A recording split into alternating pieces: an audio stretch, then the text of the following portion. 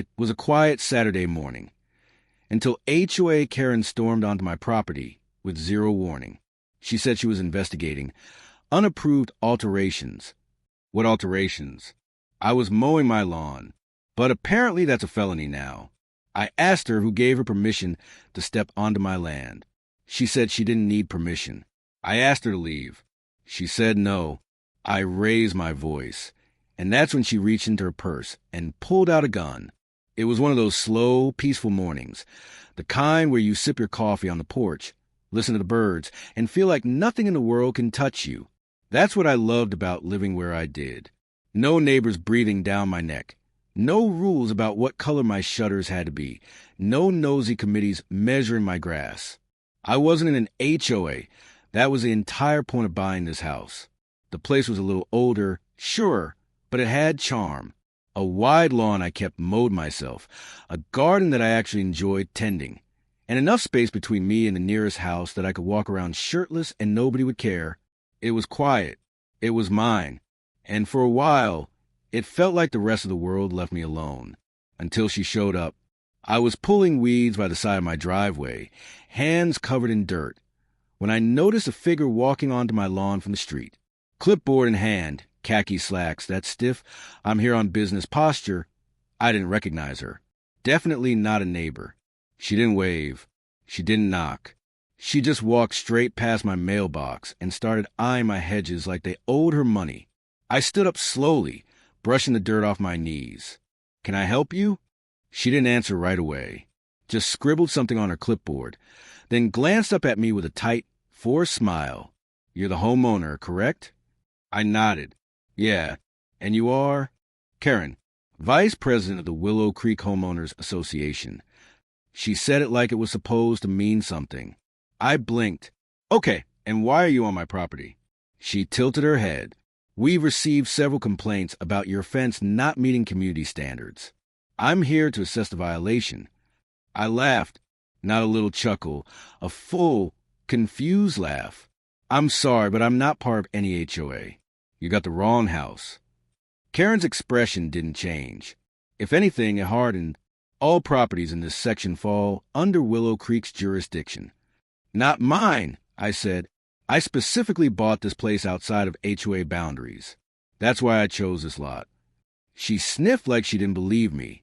That's highly unlikely. All homes built after 1998 are subject to HOA regulations. I shrugged. Then good thing this one was built in '96. I turned and walked inside for a second, came back out with a copy of my property deed. I kept in a folder by my desk for stuff just like this. Here. No. HOA. No signed agreements. I'm not under your jurisdiction.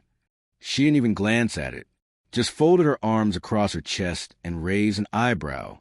Sometimes homeowners misunderstand the legal overlays. You may not have read the full documentation. Now I was getting annoyed. I'm pretty sure I know where I live, and I know what I signed, or didn't sign. Karen pursed her lips, then scribbled something else on her clipboard. We'll be following up with a formal notice. In the meantime, I suggest you review the community code. Section 14C outlines acceptable fencing materials. I took a deep breath, trying to stay calm. You're trespassing. I didn't invite you onto my property. I've asked you to leave. I've shown you proof that this house isn't part of your HOA. She didn't move, just stood there defiant. It was like she genuinely believed she had the right to be there, like some imaginary rule book gave her power over my land. Karen, I said, slower this time, leave. Now. Finally, she turned, walking back toward the street, but not before saying over her shoulder, I'd suggest you keep your tone respectful. You don't want to escalate things. I watched her walk away, a cold feeling settling in my chest. This wasn't over. That much I could tell. And the worst part? I hadn't done a damn thing wrong. A few days passed after that first weird encounter, and I figured maybe that was the end of it. Maybe she realized she'd made a mistake, looked at the map, and saw what I'd been telling her was true. People get overzealous sometimes, right? Maybe she just had a bad day. But then I saw her car again. Same gray SUV, same HOA logo on the side, parked right across the street from my house. She wasn't knocking on doors this time, just sitting there, watching. For a while I thought maybe she was visiting someone, but she never got out, just stayed there with the engine running, glancing down at her clipboard and back up at my house. It felt off. The next morning, she came back, and this time she got out. I caught her crouched near my driveway, taking pictures of the side of my garage, phone in one hand, clipboard in the other. I walked outside, trying to keep calm. "Excuse me, what are you doing?" She turned like she hadn't done anything wrong. "Documenting noncompliance. Your exterior paint is faded and your fence is deteriorating. That's a code issue." I stared at her. "Are you serious? I already told you I'm not in your HOA. You have no authority here." She handed me a printed packet. "These are the current community standards. You're expected to comply." I flipped through it, trying not to lose it. "This is from Willow Creek North. That's a different development. These aren't my neighbors. This isn't my community." "They're being merged," she said flatly. "We're expanding the coverage zone. It's already been approved internally." I took a step closer. "You are not allowed to be on my property. Stop coming here. Stop taking pictures. And stop harassing me." She looked at me like I was the one losing it.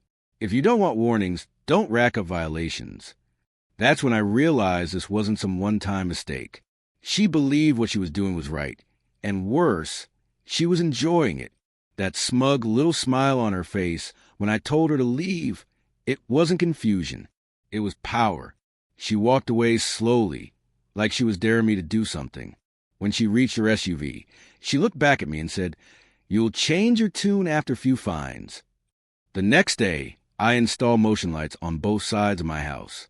I put up cameras, too, ones I could monitor from my phone. If she wanted to play watchdog, fine. I could watch, too. That weekend, I talked to a few of the neighbors.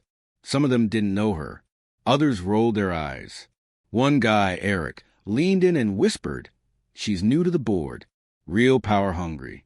There's talk she's trying to pull in properties on this side of the street. Says it's about community integrity." I asked if that was even legal. He shrugged. "Technically, no. But she's got friends in zoning, and she's been digging through old land surveys. She's looking for loopholes." Great. So I was dealing with someone who wasn't just power tripping, she was organized. That night, I spotted her again, standing just beyond my mailbox, pointing her phone toward my backyard. The nerve of this woman. I walked out, hands in the air. "Seriously? What now?" She didn't even flinch. "Just a routine inspection. Your backyard structure might be a non-permitted fixture. We'll be reviewing it." "It's a shed," I said, "for my lawnmower." She made a note on her clipboard. I stepped closer, voice firm. "Karen, stay off my land, or next time I'm calling the cops." She smiled, and it wasn't friendly. "Go ahead. I'll make sure they bring the rule book with them." That was the first time I felt it. Not just annoyance or anger, but real, genuine unease. She wasn't just nosy. She was obsessed. She wasn't just confident. She was connected. And worst of all, I had the sinking feeling she was just getting started. It was just after 7 a.m., the sun barely up, and the world still felt quiet. I was walking through my kitchen, mug of coffee in hand, when I caught movement to the window over the sink. I froze. She was in my backyard. Not near it, not across the street. In it, standing dead center on the grass with her clipboard like she was there on official business. Again, just staring at my shed like it personally offended her. I slammed my mug down on the counter and stormed outside, heart pounding. "Are you kidding me? What the hell are you doing back here?" She turned like she wasn't the least bit surprised to see me, like I was the one intruding. "Mr. Carter," she said, way too calm. "We've received a secondary complaint regarding unauthorized structures. I'm conducting a follow-up inspection. You're trespassing." I snapped. "You don't have any authority here. I've told you that multiple times." She gave me that fake, patient smile. "You've been uncooperative since day one. This level of hostility creates a dangerous environment. It's a safety concern for the HOA." I blinked. "You broke into my yard. That's the danger. She raised her voice. You're escalating. You need to calm down. You need to leave, I said, pointing toward the gate. Now. She didn't move. I stepped forward, just enough to make it clear I wasn't bluffing. I'm going to escort you out. You don't leave in the next 5 seconds. I'm calling the police. That's when she reached into her purse. At first, I thought she was going for her phone. But when her hand came back out, it wasn't holding a phone. It was a gun. Small, silver, and very real. Step back, she said, eyes locked on mine. I don't feel safe. My body froze like it had locked up all on its own. My mouth went dry. Every instinct in me screamed to move, to yell, to run, but I couldn't do any of it. I just raised my hand slowly. Are you serious right now? I whispered. She didn't answer, just kept the gun trained on me, her hand shaking ever so slightly. Not enough to suggest she was scared. Enough to make me realize she'd probably never intended to just talk. She'd come ready for this. I backed away, carefully, slowly, step by step, until I hit the porch stairs. Then I turned and bolted inside. I grabbed my phone and dialed 911 so fast I almost dropped it. There's a woman on my property, I told the dispatcher, trying to steady my voice. She just pulled a gun on me. They told me officers were on the way. I stayed by the front window, peeking out through the curtain. Karen was still in the backyard, pacing in circles, talking to herself. She wasn't even trying to hide the gun. At one point, she pulled out her phone too. I could see her talking to someone, waving her arms like she was the one in trouble. The patrol car showed up about 10 minutes later. 2 female officers. They stepped out, calm but alert, one hand resting near their belt. I stepped out to meet them, my hands up again just in case. She's still back there, I said. She pulled a gun on me. One of the officers nodded, and the other radioed something in. Then they walked around back. What happened next almost made my jaw hit the floor. Karen started crying, like full-on dramatic sobs. The gun was gone. I don't know if she stuffed it back in her purse or ditched it before they arrived, but it was nowhere to be seen. She was holding her clipboard again, like it was some kind of emotional support prop. He yelled at me, she told the officers. He charged at me. I was just doing my job, and he threatened me. I stepped closer. She's lying. I didn't threaten anyone. I told her to leave, and she pulled a weapon. The officers turned toward me, calm but skeptical. Do you have any proof of that, sir? I almost smiled. Yeah, I've got cameras. 2 of them, front and back. Karen's face changed instantly. Her whole act slipped in half a second, like she hadn't planned for that. The fake tears stopped. Her jaw tightened. She said nothing. The officers exchanged a glance. I'll go review the footage, one of them said, following me to the house. As we watched the playback on my phone, her standing in my backyard, drawing that silver pistol, the officer's whole demeanor shifted. She nodded slowly and radioed her partner. I stood there, trying to wrap my head around what had just happened.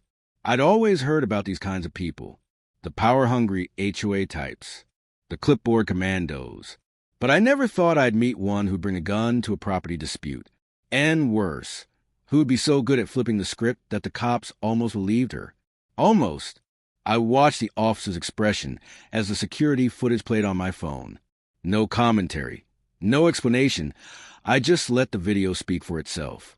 There was Karen, clear as day, stepping into my yard uninvited, ignoring my warnings, and then pulling a silver handgun from her purse like she was swatting a fly.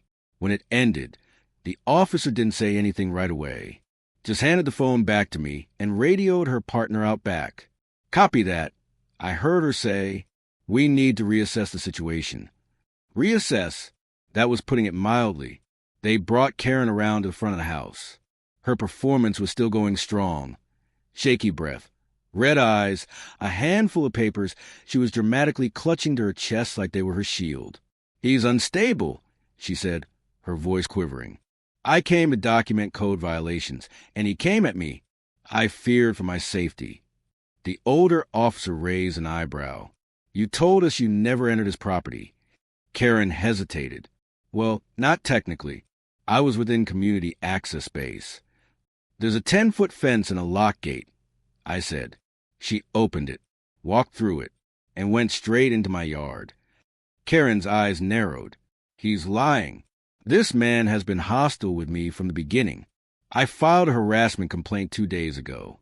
You'll find it in the HOA's incident log. That made the officers pause. One of them took out a tablet and began pulling something up. Karen turned toward me, like she just went around in court. You've already been flagged as a problematic resident, she said, smiling now. There are steps we can take, even if you're not technically listed as a member yet. I'm not listed. I snapped, because I don't belong to your HOA. She just shrugged, like it didn't matter. That's up for legal review. Jurisdictional boundaries are still in discussion. The officer with the tablet cleared her throat. Ma'am, we reviewed security footage that contradicts your statement. You told us he threatened you. We have video of you pulling a firearm without provocation. Karen's voice dropped to that official tone she liked to use when she felt cornered. I was exercising my right to self-defense. He approached me aggressively. On your property? The officer asked me. Yup. Karen shot a glare in my direction. This is harassment. I'm being targeted. One officer stepped forward. Ma'am, I'm going to need you to lower your voice.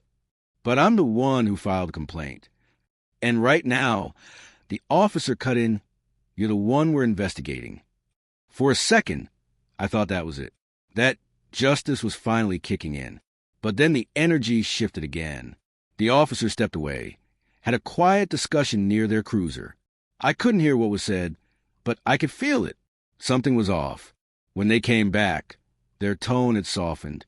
Sir, one said, we appreciate your cooperation. Given the video evidence, we are officially warning Ms. Johnson to cease any further contact with you. She will be documented for trespassing, and the department will follow up on the matter. However, she trailed off. I already knew what she was about to say. There won't be any charges filed at this time. I stared at her. She pulled a gun on me. We understand, and we've documented everything, the officer said. But since the weapon wasn't discharged, and because she's claiming fear for her safety, it falls into a gray area. Legally. Karen folded her arms, smug again, like she knew this would happen. I looked from her to the officers. So that's it? She walks. She's been warned, and if she contacts you again, we can escalate. But right now, that's the extent of what we can do. I didn't say anything. I didn't trust myself to speak without shouting, because deep down, I understood exactly what was going on. This wasn't just about some clipboard bully with a gun. This woman had connections. She knew what she could get away with. She knew the system. She'd probably played it before. And now she knew exactly how far she could push it without crossing the line, just enough to face consequences. I watched her walk away that day like nothing had happened. Head high, untouchable. But something changed in me in that moment.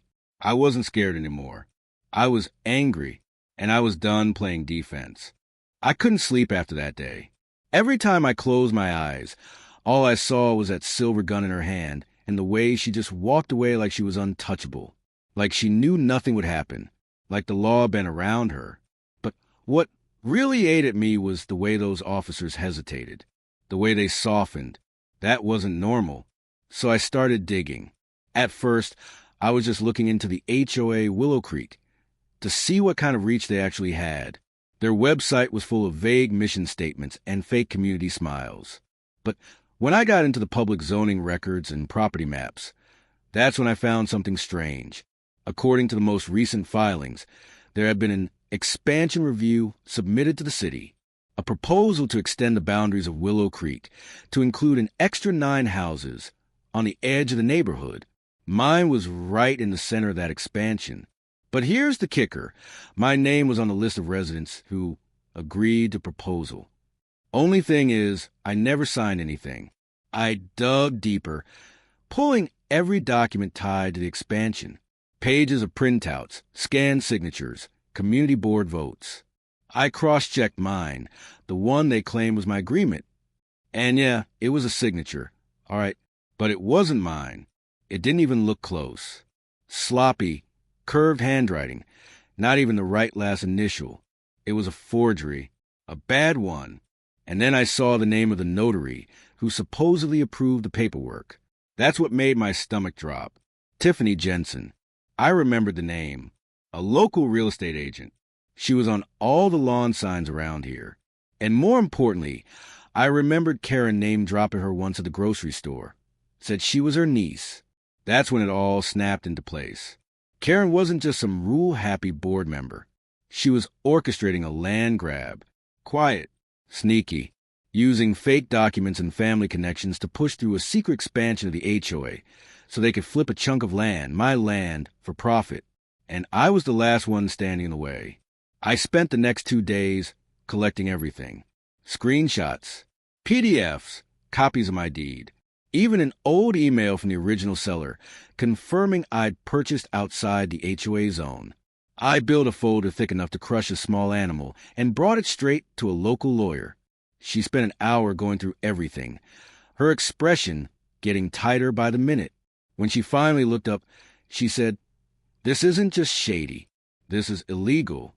I nodded. "So what do we do?" She leaned back in her chair. We hit her with everything. Fraud, harassment, civil damages. We start with a cease and desist, then file suit, and we make it loud. It felt like a win. Finally, someone with actual authority on my side. But of course, Karen didn't stay quiet for long. The very next morning, there was a knock at my door. I opened it to find a woman with a clipboard. Not Karen this time, but someone just as smug. She handed me a thick envelope and said, "You've been served." Restraining order. Filed by Karen Johnson, claiming that I had threatened her life, stalked her residence, and was actively attempting to destroy her reputation. It was almost impressive, the way she flipped the entire script. She was the one trespassing. She was the one who pulled the gun. She was the one faking documents. And now I was the one being painted as a danger. I stood there on my porch, flipping through the pages, my hands shaking with rage. She wanted to shut me up before I could expose her. Too bad. She had no idea who she was messing with. The day I countersued was the day everything changed. I'd never filed a lawsuit in my life. Never even stepped foot in a courtroom, unless I was paying a traffic ticket. But Karen had pushed me too far. She trespassed. She harassed. She pulled a gun. And now she was trying to paint me as some unhinged threat just to cover her own tracks. No, not this time. My lawyer didn't flinch. She filed everything at once: harassment, trespassing, emotional distress, and the big one, attempted assault with a deadly weapon. We attached the security footage, the forged documents, the fake HOA expansion plan, and just for good measure, we subpoenaed the real estate agent, Karen's niece, and had her squirming in a deposition within the week. Once the lawsuit went public, everything started unraveling. The footage hit local media first. A quiet homeowner, me, calmly asking a woman to leave his property, and her, standing in the middle of the yard, pulling a gun without a single ounce of hesitation. People were pissed. The story spread like wildfire. HOA horror stories were already a hot topic online, but this was next level. A local reporter knocked on my door 2 days later asking for an interview. I kept it simple. I just wanted to be left alone. She wouldn't let me. That was enough. Within a week, Karen's name was trending. Her neighbors started speaking up. People who'd been quiet suddenly had stories. Complaints about her harassing dog owners, shaming people about weeds in their flower beds, even threatening fines for Christmas lights that stayed up too long. She wasn't just disliked. She was hated. The HOA board, the same group that once ignored her behavior, panicked. They called an emergency meeting. And just like that, she was removed, stripped of her title, publicly and permanently. I heard through the grapevine it was unanimous, but it didn't stop there. The city opened a zoning investigation into the forged annexation documents. Turns out my case wasn't the only one. Karen had been trying to annex multiple streets into Willow Creek's HOA, all without consent, all to jack up the neighborhood value and quietly flip them to developers. It was a money scheme. wrapped in legal jargon, dressed up as community beautification. And she would have gotten away with it, too, if I hadn't had cameras. Her niece cracked under pressure, admitted to notarizing signatures without ever seeing the actual homeowners. Karen denied everything, of course, right up until we walked into court, when that security footage played in front of a judge. Her pulling the gun, lying to police, and the smug little grin when she thought she had the upper hand. Even I felt a little sorry for her. Almost. The judge didn't. She called Karen's behavior a dangerous abuse of perceived authority and deeply concerning given her position within a community organization. Verdict? In my favor. I was awarded damages. Legal fees covered. A formal injunction was placed on Karen and the HOA itself, barring them from contacting me and my property or even referencing me in future correspondence. My land was declared HOA-free forever, permanently protected from any future annexation attempts. And just when I thought it was over, it got better. The footage went viral. Not just locally, everywhere. People were tagging me in comments, sharing memes of Karen with the caption, "This is why I live in the woods." One channel even turned the whole thing into a reenactment with actors. I didn't ask for any of it, but I'd be lying if I said it didn't feel good watching the internet do what the legal system couldn't. Roast her into oblivion. The final nail in her coffin came about 2 weeks later. A moving truck pulled into her driveway. She was gone by morning. Word was she sold the house fast and cheap. No goodbye party. No apology. Just silence. Someone said she moved out of state to live near family. Others said she changed her name. Honestly, I didn't care. That afternoon, I sat on my porch, same spot I used to drink coffee before this nightmare began, and cracked open a cold beer. The sun was setting. My yard was quiet. No clipboards. No SUVs idling across the street. Just peace. I raised my bottle to the sky and whispered to being left the hell alone. And for the first time in a long time, I finally was.